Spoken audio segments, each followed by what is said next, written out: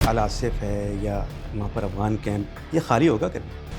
अवाम और गैर कानूनी बाशिंदे यहाँ रह रहे हैं, कोई टेंशन हो सकता है?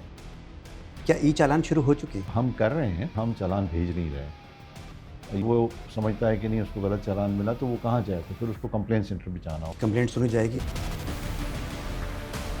कच्चे के डाकू या स्ट्रीट क्राइम, भत्ते की पर्चियाँ, ये कभी ख़त्म होगा? कभी मीडिया में खबरें कम होती हैं तो एक छोटा सा क्राइम भी बहुत ज़्यादा कवरेज ले लेता है। कच्चे के डाकू ड्रोन्स इस्तेमाल कर रहे हैं, पुलिस के पास उतने जदीद चीज़ें नहीं हैं। अस्सलाम वालेकुम, हमारी वेब के साथ मैं हूँ अरमान साबिर। अफ़गानिस्तान के साथ कशीदगी के बाद अफ़गानियों का मसला हो जो गैर कानूनी तौर पर यहाँ पर रह रहे हैं, या भत्ते की पर्चियों का मामला हो, कच्चे के डाकुओं का मामला हो, एफआईआर ना कटने का मामला हो, मंशियात का मामला हो, कोई भी मामला हो, ख्याल आता है पुलिस का, क्योंकि वास्ता पड़ता है पुलिस से।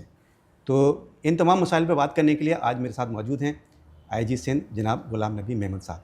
सबसे पहले हम बात करेंगे अफ़गानिस्तान के साथ जो पाकिस्तान की कशीदगी हुई है, उसके बाद हम देख रहे हैं कि पूरे मुल्क में, रावलपिंडी में, इस्लामाबाद में, कराची में, कई शहरों में अफ़गानियों जो गैर कानूनी तौर पर अफ़गानी रह रहे हैं, उनके ख़िलाफ़ एक कैंपेन शुरू हो गई है, जो नज़र आ रहा है, ऑपरेशन शुरू हो गया है कि ऑपरेशन में उनको गिरफ़्तार किया जा रहा है और उनको वापस उनके मुल्क भेजा जा रहा है। देखें, जो इलीगल फॉरेनर्स हैं यहाँ पे, इनके ख़िलाफ़ कैंपेन तो काफ़ी टाइम से चल रही है। जो पॉलिसी मिली वो आज की नहीं है, अभी तो टेंशन मतलब जो बॉर्डर पे हुआ है, लेकिन ये पॉलिसी काफ़ी टाइम पहले की है और जिसमें काफ़ी सारी meetings time to time field government की, प्रोविंशियल गवर्नमेंट के साथ या हम लॉ इन्फोर्सिंग एजेंसीज़ की आपस में होती है। तो उसमें इस तरह की इम्प्लीमेंटेशन मतलब इलीगल जितने भी यहाँ पे लोग रह रहे हैं फॉरेनर्स, उसके अगेंस्ट हो रहा होता है। ये एक्टिविटी जो बॉर्डर में हुई है उसकी वजह से उसको थोड़ा सा तेज़ी आई है। तो इस दफ़ा हमने कोशिश की, लोगों को एंगेज किया, उनको बताया जो उनके हेडमैन से कि भाई ये पॉलिसी आप उसको फॉलो करें। तो 32,000 इस तरह के मतलब इलीगल लोग जो यहाँ पे रह रहे थे अफ़गानी, वो खुद ही ऑन देयर ओन मतलब चले गए और फिर चंद जो नहीं जाना चाहते थे उनको जो एक प्रोसेस दिया गया है, ज़बरदस्ती भेजा जाएगा। लीगल प्रोसीजर जो भी दिया गया है वो हमने उसको फॉलो कर रहे हैं। ये बताएं कि जो अल आसिफ है या वहाँ पर अफ़गान कैंप जो एक बड़ा मशहूर था पहले, अब जो है उतना मशहूर नहीं रहा है, ये खाली होगा कभी? खाली कब होगा? मतलब कब्ज़ा है ना, अल आसिफ पे भी कब्ज़ा है, वो कब्ज़ा कभी छूटेगा या नहीं छूटेगा? देखिए, अगर कोई इलीगल है और उसका स्टेटस पाकिस्तानी का नहीं है तो उसको जाना है। और नेचुरली ये गवर्नमेंट का ज़ाहिर है कि एक पॉलिसी है और उस पॉलिसी को फॉलो करके उनको भेजना है। तो हमारी पूरी कोशिश है कि ये एमिकेबल हो। हम नहीं चाहते किसी किस्म की कोई इस तरह की बदनज़मी हो। अच्छा, इसमें जो है वो सोशल मीडिया पे अगर देखा जाए, तो सोशल मीडिया पे जब से अफ़गानिस्तान के साथ कशीदगी हुई है, तो एक हेट्रेड का माहौल देख रहे हैं। आप समझते हैं कि कोई अवाम और जो गैर कानूनी बाशिंदे यहाँ रह रहे हैं, उनके दरमियान इस तरह का कोई टेंशन हो सकता है? देखिए, ये एक ऐसा दौर है जिसमें फिफ्थ जनरेशन वार और इस तरह की चीज़ें साइबर स्पेस में बहुत ज़्यादा लोग ऑपरेट कर रहे होते हैं। नेचुरली पाकिस्तान अफ़गानिस्तान के आपस में जो रिलेशनशिप थे, वो इसमें अभी स्ट्रेन आया है, तो लोग नहीं चाहेंगे कि भाई ये रिलेशनशिप बेहतर हो। तो इसमें बहुत सारा मतलब ये कि मैनिपुलेशन होती है। ये एक मतलब साइबर स्पेस पे अभी जिस तरह से लोग ऑपरेट कर रहे हैं और हमें भी परेशानी होती है कि भाई ये लोग अनकंट्रोल टाइप एक्टिविटी कर रहे होते हैं। लेकिन अभी अल्हम्दुलिल्लाह पाकिस्तान गवर्नमेंट ने और प्रोविंशियल गवर्नमेंट ने इस पे काफ़ी सारी मतलब अपनी लेजिस्लेशन भी की है और जो ऑपरेशनल टूल्स हैं उनको बेहतर किए हैं। और जो इस तरह की एक्टिविटी गलत किस्म की करता है तो वहाँ तक पहुँच भी जाते हैं और फिर नहीं, आवाम के दरमियान तो कोई क्लैश होने का कोई इस तरह की आप लोगों ने प्रिपरेशन की हुई है? देखिए, ये फिर naturally public to public contact तो हमेशा रहता है, पर्सनल कांटेक्ट तो रहता है, लेकिन ये कि ये इस तरह के कांटेक्ट की वजह से फॉर टाइम बिंग मैं समझता हूँ कि मसले मसाइल होंगे, लेकिन ये कि अल्टीमेटली तो चीज़ें सेटल डाउन हो जाएंगी। अच्छा, हम ई चालन की तरफ आते हैं। इसका भी काफ़ी इस वक्त जो है वो हर एक की ज़बान पर ई चालन का मामला है। क्या ई चालान शुरू हो चुके हैं? हम कर रहे हैं, लेकिन हम चालान भेज नहीं रहे हैं। ये डेटा बन रहा है और इसको आप डमी चालान भी कह सकते हैं, और ये काफ़ी टाइम से हो रहा है। लेकिन हम बाकायदा इसकी जो तकरीब है वो 27 अक्टूबर को कर रहे हैं, और 27 अक्टूबर से चालान इशू होना शुरू हो जी जाएंगे। हाँ, शुरू हो जाएगा इंशाल्लाह। और हम इसमें पूरी कोशिश करेंगे कि जो दुनिया जिस तरह से ये कर रही है, और उन्होंने अपने ट्रैफिक को टेक्नोलॉजी के ज़रिए से बेहतर किया है, हम भी चाहेंगे कि यहाँ पे कराची जो उस लेवल का शहर है, और न सिर्फ कराची बल्कि सिंध के बाकी भी जो शहर हैं उसमें सेकंड फेज़ में हम अभी जाएंगे। अभी कितना हिस्सा आपने कवर किया हुआ है? देखिए, इसमें हिस्से की बात नहीं है, बात यह है कि आप जितने कैमरास लगाते जाएंगे उतना एरिया कवर होता जाएगा। हमारा मेरा पूछने का मकसद ये है कि अभी आप लोग डमी चालान बना रहे हैं, तो वो डमी चालान जो है वो कितना अभी एरिया है कि उस पर कितने चालान अभी आपके पास आ रहे हैं? देखिए, हमारे तो पास जो है ज़ाहिर है इसको बढ़ता जाएगा तो चालान की तादाद भी इजाफा हो नहीं, सकता हमारी है। कैपेसिटी है। मिसाल के तौर पे हमारी कैपेसिटी इंटीरियर तक है, वहाँ पे हमारे पास पूरे इंटीरियर में भी नॉट इन सिटीज़ बट हमारे जो शाहराहें हैं वहाँ पे इस तरह के कैमरास लगे हुए हैं, और हम चाहें तो उनको स्टार्ट करें, जो हम करेंगे अगले महीने हाईवेज़ पर। हाईवेज़ पे भी ना। तो मतलब ये कि ये फेज़ वाइज हम इस तरह से करना चाहते हैं कि मैसअप नहीं करना चाहते। हम चाहते हैं कि भाई एक चीज़ जो ग्रेजुअली हो वो ये कराची, हैदराबाद, सक्कर, नवाबशाह सब जगह होंगे? ये सब जगह पे होगा। सब जगह जी, होंगे। सब जगह पे। अभी जो डमी चालान हो रहे हैं वो एक दिन में एवरेज कितने हो रहे हैं? देखें, ये तो अगर देखें तो बहुत ज़्यादा हैं। हज़ारों में? हाँ, बहुत ज़्यादा हैं, लेकिन हम कोशिश करेंगे कि जो मेजर वायलेशन है हम उसके अगेंस्ट भेजेंगे लोगों को। हमारा मकसद फ़ाइन नहीं करना। गवर्नमेंट ये नहीं चाहती कि लोग मतलब फ़ाइन करके उनको एजुकेट करना चाहते हैं। हम एजुकेट करना चाहते हैं, और उसमें भी हमने डिफरेंट स्कीम्स बनाई हैं कि जब आप अथोराइज एंट्री करेंगे तो हमारे जो पोर्टल्स हैं वो आपको बताएंगे कि भाई आपने आज के दिन में कितने मतलब वायलेशंस की हैं। कैसे बताएंगे? व्हाट्सएप होगा, क्या होगा? ये पोर्टल होगा, उस पर मतलब ये कि फिर वो अपना CNIC डालेगा और फिर वो एक्सेस करेगा। तो ये इस तरह की चीज़ें हम अच्छा, चालान जो है वो एड्रेस पे जाएंगे? चालान एड्रेस पे जाएगा। अगर चालान में एड्रेस पे जा रहे हैं, फ़र्ज़ करें कोई किराएदार है, किराए का मकान है और उसको चेंज कर चुका है और उसका शनाख्ती कार्ड पे पुराना एड्रेस है, तो उसको तो पता नहीं चलेगा चालान आया है। देखिए, मैंने आपको कहा ना कि ये सारी स्कीम जो है ना वो बहुत ज़्यादा R&D चाहती है, और उसमें बहुत सारी चीज़ें एक साथ चल रही होती हैं। और सबसे ज़्यादा इम्पॉर्टेंट जो हम जिसको इम्पोर्टेंस दे रहे हैं वो है हमारा कंप्लेंट सेंटर्स, जिसमें ज़ाहिर है कि अगर किसी ने कुछ चालान मिला और वो समझता है कि नहीं उसको गलत चालान मिला, तो वो कहाँ जाए, तो फिर उसको कंप्लेंट सेंटर भी जाना होगा। उसकी कंप्लेंट सुनी जाएगी? जी हाँ, उसकी सुनी जाएगी। उसमें हमने CPLC का नुमाइंदा रखा है। अभी बात करते हैं कच्चे के डाकुओं की, कि कच्चे के डाकू या स्ट्रीट क्राइम, ये और जो भत्ते की पर्चियाँ गाहे गाहे आती रहती हैं, थोड़ा वक्फा आता है, आप लोग एक्शन लेते हैं, फिर ख़त्म हो जाती हैं, फिर आना शुरू हो जाती हैं, तो ये कभी ख़त्म होगा? देखें, जो मुस्बत रिपोर्टिंग होती है ना वो बड़ा सोसाइटी को पे करती है।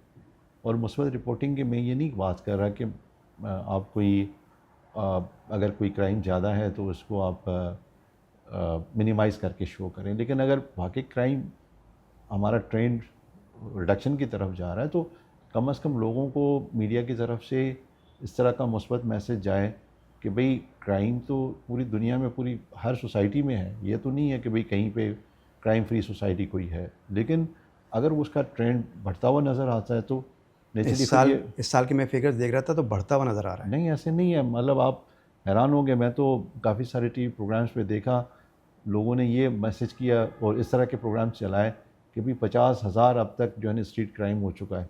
लेकिन आप अगर इसी टाइम के इसी फ्रेम में आप देखेंगे तो 65,000 पिछले साल था। ये तकरीबन कोई 30% के करीब की रिडक्शन है इस साल। तो रिपोर्टिंग तो ये होनी चाहिए कि भाई इस साल 50,000 था और पिछले साल 65,000 था। तो मैं कोई जस्टिफाई 50,000 को भी नहीं कर रहा। ज़ाहिर है कि जिसके साथ क्राइम होता है वो नेचुरली सफ़र करता है, लेकिन हमें ट्रॉमा से गुजरता है, ज़ाहिर है, यस गन पॉइंट। लेकिन हमें जो है ना क्राइम का स्केयर नहीं फैलाना चाहिए। हमें मुस्बत रिपोर्टिंग करनी चाहिए और जो फैक्ट्स एंड फिगर्स हैं उसको उसी पर्सपेक्टिव में देना चाहिए। आप दुनिया के मीडिया को देख लें, मतलब वो नहीं, किस जो तरह से इस्टेब्लिश्ड मीडिया है वो तो इतना ज़्यादा स्केयर तो नहीं फैला रहा, तो आपके जो फैक्ट्स एंड फिगर्स हैं हम उन पे बात कर रहे होते हैं ज़्यादातर। नहीं, और यहाँ पे ना जो मीडिया की रिपोर्टिंग का डिस्पेंसेशन है ना वो थोड़ा गलत है। डिस्पेंसेशन क्या है? आपने आपके मिसाल 30 चैनल है और 30 चैनल में आपने 300 क्राइम रिपोर्टर रखे हुए हैं, तो क्राइम रिपोर्टर ने क्या करना है? क्राइम रिपोर्टर ने क्राइम रिपोर्ट करनी है। अगर नहीं भी होगी तो ट्रैवल स्टोरी बना के करेगा, क्योंकि उसकी रोजी रोटी वो लगी हुई है। खैर हम किसी और मौजू की तरफ निकल गए, हम कभी और जो है वो इस पर डिस्कस कर लेंगे। लेकिन ये अभी जो भत्ते की जो पर्चियाँ, जैसे भत्ता का जो है वो कलेक्शन, जो धमकियाँ आ रही हैं, तो ये कोई नया फिनोमेना आया है? क्योंकि हमने देखा था काफ़ी अरसे से जो है वो ये चीज़ें रुक गई थी। अ, ये बात आपकी सही है कि जब कोई गैंग एक्टिव होता है तो फिर उस की एक्टिविटी में थोड़ा हाइप आ जाता है और फिर ये महसूस हो रहा होता है कि ये क्राइम बढ़ गया है। एक्सटॉर्शन एक हद तक अंडर कंट्रोल है। मैं CPLC को कोट करता हूँ, अपने डेटा को, चलो हम पुलिस ऑफिसर हैं, आप क्वेश्चन करेंगे। लेकिन हमें यही रिपोर्ट्स ये भी आती हैं कि कच्चे के डाकू ड्रोन्स इस्तेमाल कर रहे हैं पुलिस की मूवमेंट को देखने के लिए, और पुलिस के पास उतने जदीद चीज़ें नहीं हैं। नहीं, ऐसी बात नहीं है। आप देखें, ये फर्स्ट टाइम पे मतलब काफ़ी आफ्टर मैनी ईयर्स ये हुआ है कि हमारा क्राइम रैंसम का सिंगल डिजिट में जा रहा है, बल्कि कुछ अरसे के लिए तो ज़ीरो था। और अभी आज के दिन अगर सिंध के किडनैपीज़, नोन किडनैपीज़ सिर्फ 3 हैं, एक घोटकी का है, 2 कराची के हैं। और आप देखें कि पिछले 1 साल में सिर्फ इन 4 डिस्ट्रिक्ट्स में घोटकी, सक्खर, शिकारपुर और कश्मीर में 170 डाकू मारे गए। तो पुलिस ने एफर्ट किया, वहाँ पे रेंजर्स ने उनके साथ पुलिस जवान भी कई शहीद हुए हैं। हमारे जवान शहीद हुए हैं उसमें। मतलब ये कि ये चीज़ लाने के लिए पुलिस ने और रेंजर्स ने वहाँ पे एफर्ट किया। मंशियात का भी एक बड़ी मंशियात की लानत भी एक है जो इशू है ये, और इस पर पुलिस ने काफ़ी काम भी किया है। लेकिन मुसलसल काम करने के बावजूद भी ये मंशियात की जो तरसील है ये ख़त्म नहीं हो रही है। आप क्या समझते हैं? देखिए, हम मुख्तलिफ़ तरीके से इस प्रॉब्लम को टैकल करते हैं। इस दफ़ा जो हमारा तरीका है वो ये है कि हमने जितने भी टॉप कैटेगरी के हैं, A+ कैटेगरी के हैं, उनको टारगेट किया हुआ है। और इस पे 3 लिस्टें बनी हैं। एजुकेशनल इंस्टीट्यूशन की अलग एक लिस्ट बनी है, फिर एक और सिलसिला है ऑनलाइन सप्लाई का, उसकी लिस्ट बनी है। तो अल्हम्दुलिल्लाह वो जो लिस्टें ये बनी हैं उसमें जो इस टॉप कैटेगरी के लोग हैं वो 80% पकड़े गए हैं, और शायद 5% की ज़मानत हुई होगी, लेकिन ये कि 75% आउट ऑफ टोटल लिस्ट वो सारे जेल में पड़े हुए। तो हम 1-2 दिन में ये लिस्ट भी रिलीज़ करने वाले हैं। सही। आखिरी बात, रिकवरी की बात करते हैं। मोटरसाइकिल्स हैं, गाड़ियाँ हैं, मोबाइल फ़ोन्स हैं, ये पुलिस अच्छी खासी तादाद में रिकवर भी करती है। और मैं देख रहा था कि कई थाने ऐसे हैं जहाँ पर मोटरसाइकिलों की जो रिकवर हुई हैं उनके मीनार खड़े हुए हैं। तो ये वापस करने का कोई प्रोसीजर पुलिस के पास से नहीं है, या वो मिलते नहीं हैं लोग? क्या वजह है कि इतनी बहुत सारी मोटरसाइकिलें जो हैं वो थानों के अंदर खड़ी हुई हैं? जब कोई मोटरसाइकिल चोरी होता है उसका केस है, या मोटरसाइकिल स्नैच होता है उसका केस है, तो केस प्रॉपर्टी बन जाता है। फिर केस प्रॉपर्टी जो है वो as a piece of evidence होता है जब रिकवरी होती है। तो उसको देने के लिए कोर्ट ने अगर मालिक अप्लाई करता है कि भी मुझे दे दें, वापस कर दें, तो उसको सुपरदारी पे दी जाती है अनटिल अनलेस के वो केस का डिसीजन हो जाए। और फिर अक्सर ये होता है कि अगर कन्विक्शन हो जाती है तो फिर वो तब तक नहीं डिस्पोज ऑफ हो जाता जब तक कि वो उनकी अपील भी जो है ना वो वहाँ पे डिसीजन उसका हो जाए।